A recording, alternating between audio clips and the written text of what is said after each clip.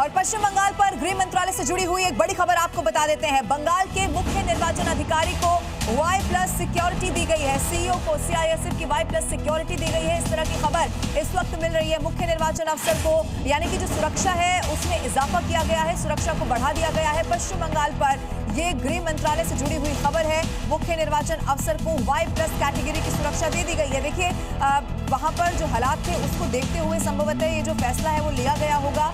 मुख्य निर्वाचन अफसर को Y+ कैटेगरी की सुरक्षा, तो सीईओ को CISF की Y+ सिक्योरिटी, यानी कि अब जो सीईओ की सिक्योरिटी है वो CISF के हाथ में रहेगी।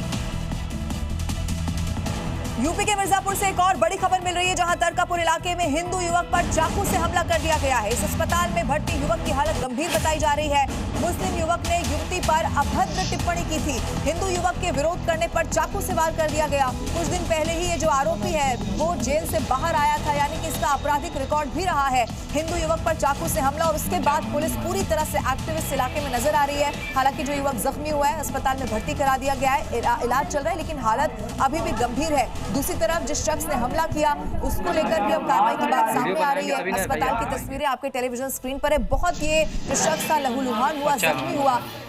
उत्तर प्रदेश के मिर्जापुर का ये पूरा मामला बताया जा रहा है। हिंदू युवक पर बाकायदा चाकू से हमला किया गया। अब ये शख्स जो है इसने कैसे सोची समझी साजिश के तहत इसे हमला दिया, अब इस पूरे वारदात को अंजाम दिया या क्या कुछ और सामने आया, इस पर अभी जांच हो रही है।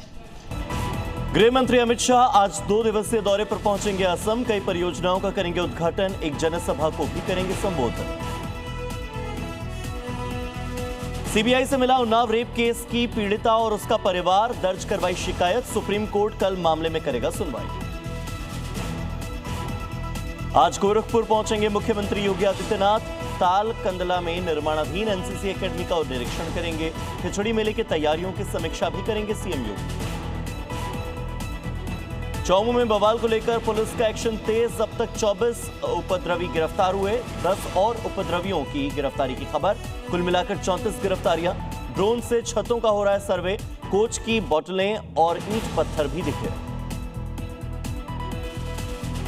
दिल्ली में ऑपरेशन आघात 3.0 के तहत 285 लोग गिरफ्तार। 12,258 क्वार्टर अवैध शराब, 6 किलो गांजा, तकरीबन 2,30,000 रुपए कैश जब्त। 1,03,600 लोगों से पूछताछ की हुई। बारामूला में बड़ी आतंकी साजिश नाकाम, संदिग्ध वस्तु को नष्ट किया गया। आतंकवाद के खिलाफ किश्तवाड़ डोडा में सेना का शीतकालीन अभियान तेज।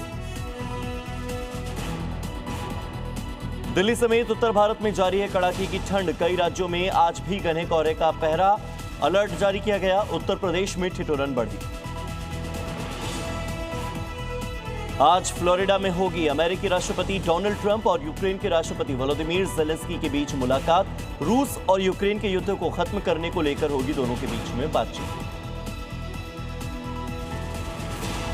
डोनाल्ड ट्रंप और वोलोदिमीर ज़ेलेंस्की की मुलाकात से पहले रूस का यूक्रेन पर बड़ा हमला। रूस ने करीब 500 ड्रोन से किया अटैक, रिहायशी बिल्डिंग्स को बनाया निशाना। ग्वाटेमाला में भीषण सड़क हादसा। इंटर अमेरिकन हाईवे पर घने कोहरे की वजह से विजिबिलिटी कम हुई। इसी बीच गहरी खाई में गिर गई बस। 15 लोगों की मौत की पुष्टि, कई लोगों के घायल होने की सूचना।